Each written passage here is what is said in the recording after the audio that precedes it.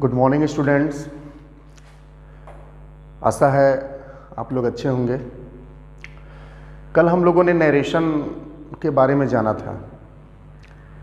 Narration क्या है, फिर हमने डायरेक्ट इनडायरेक्ट जाना, रिपोर्टिंग स्पीच, रिपोर्टेड स्पीच और वर्ब को जाना। आज हम रूल्स जानेंगे। डायरेक्ट स्पीच को इनडायरेक्ट स्पीच में परिवर्तित करने के रूल क्या क्या होते हैं आप देख सकते हैं। चेंज इनटू इनडायरेक्ट स्पीच, यानी इनडायरेक्ट स्पीच में हमें चेंज करना है। तो इनडायरेक्ट स्पीच में चेंज करने के आपको 3 रूल दिखलाए गए हैं। कितने रूल दिखलाए गए हैं? 3 रूल्स आप देख सकते हैं। Change of person, change of tense और तीसरा है change of other parts of speech. ये तीनों रूल्स का बहुत इंपॉर्टेंट, बहुत महत्व होता है और इसी के अनुसार हमें डायरेक्ट स्पीच को इनडायरेक्ट स्पीच में चेंज करना होता है। तो हम बारी बारी से इसका स्टडी करेंगे। तो सबसे पहले हम चेंज ऑफ पर्सन के बारे में जानेंगे कि चेंज ऑफ पर्सन में होता क्या है। तो आपको तो पता है कि पर्सन 3 होते हैं, फर्स्ट पर्सन, सेकंड पर्सन और थर्ड पर्सन। फर्स्ट पर्सन में आई और वी, सेकंड पर्सन में यू और थर्ड पर्सन में ही, सी, इट। ये नॉमिनेटिव केस में तीनों के ऑब्जेक्टिव केस और पोसेसिव केस भी होते हैं। तो पर्सन को यदि चेंज करने का ढंग आपको प्रारंभ में आ गया तो आप यह समझ लीजिए कि नरेशन आपके लिए आसान हो सकता है। तो सबसे पहले हम ये जानेंगे कि चेंज ऑफ पर्सन कैसे होता है। तो आप देख रहे हैं यहां बॉक्स बना के लिख दिया गया 1 2 3, फर्स्ट, सेकंड एंड थर्ड। नीचे लिखा गया SON। इसको हम डिस्क्राइब करेंगे, यानी फर्स्ट का मतलब होता है फर्स्ट पर्सन, सेकंड का मतलब होता है सेकंड पर्सन, थर्ड का मतलब होता है थर्ड पर्सन, फर्स्ट मतलब first person, second person, third person. अब नीचे दिया है S मतलब सब्जेक्ट, फिर दिया है O means object and N का मतलब हो जाएगा नो चेंज। यदि डायरेक्ट स्पीच में जो 2 पार्ट होते हैं, रिपोर्टिंग स्पीच का और रिपोर्टेड स्पीच का, तो डायरेक्ट स्पीच को इनडायरेक्ट स्पीच में यदि आप चेंज कर रहे हो तो उसके लिए जो पहला रूल बतलाया गया है वह है change of person. Change of person 1 2 3, first, second, third, son, SON। यदि इन्वर्टेड कामा के अंदर रिपोर्टेड स्पीच के अंदर फर्स्ट पर्सन रहता है तो रिपोर्टिंग स्पीच के सब्जेक्ट के अनुसार उसका परिवर्तन किया जाता है।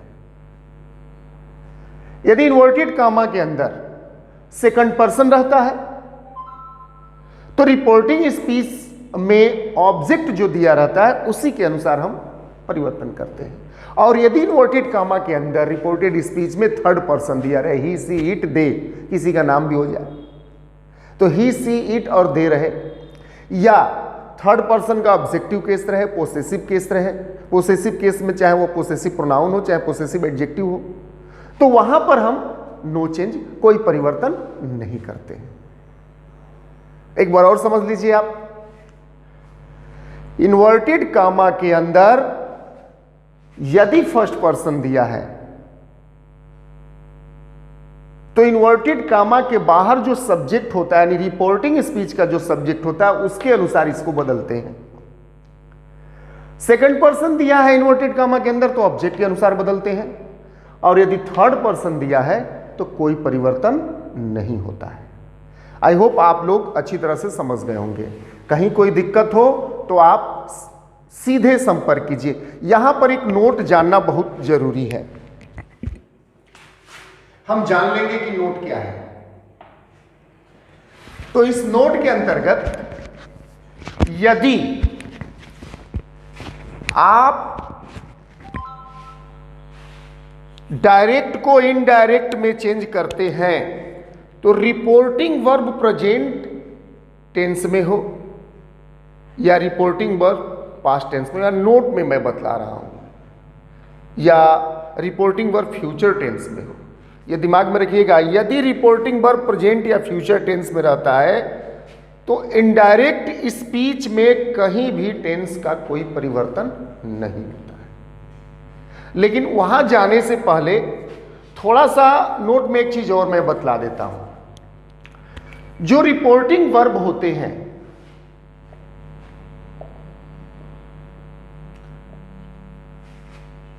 ये प्रेजेंट या फ्यूचर में हो गए।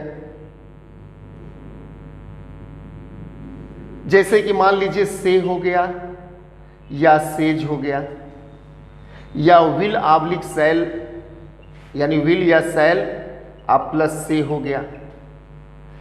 ये प्रेजेंट या फ्यूचर में आ गए तो इनडायरेक्ट में चेंज करते समय हम टेंस का कोई परिवर्तन नहीं करते हैं।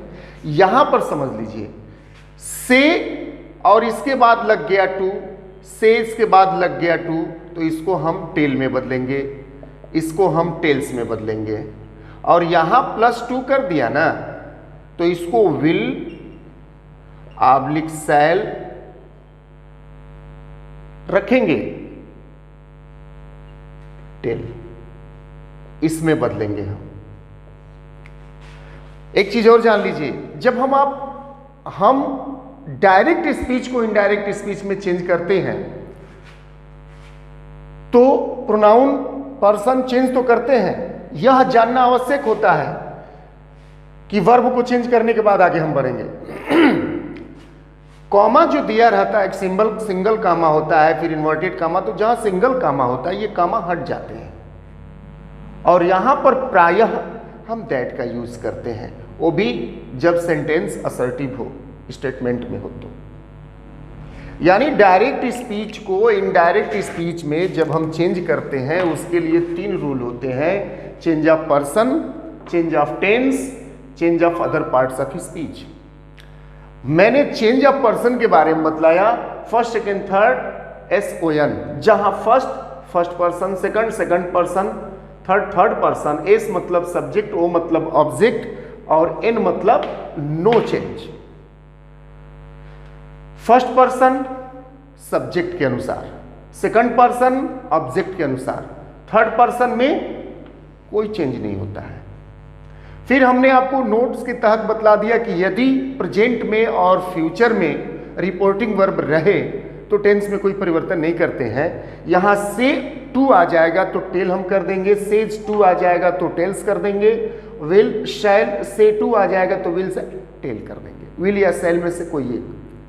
यहां पर जो कॉमा होगा, सिंगल कॉमा, जहां से इन्वर्टेड कॉमा स्टार्ट होता है, वहां पर हम दैट का यूज करेंगे। तो यह रहा चेंज ऑफ पर्सन। तो चेंज ऑफ टेंस के लिए अगले क्लास में बताया जाएगा। तब तक आप इसको तैयार कीजिए। कहीं भी दिक्कत हो, कोई भी समस्या हो, आप कमेंट कीजिए। आप तुरंत दिए गए नंबरों पर कॉल कीजिए, आपका सलूशन मिलेगा। तब तक के लिए धन्यवाद।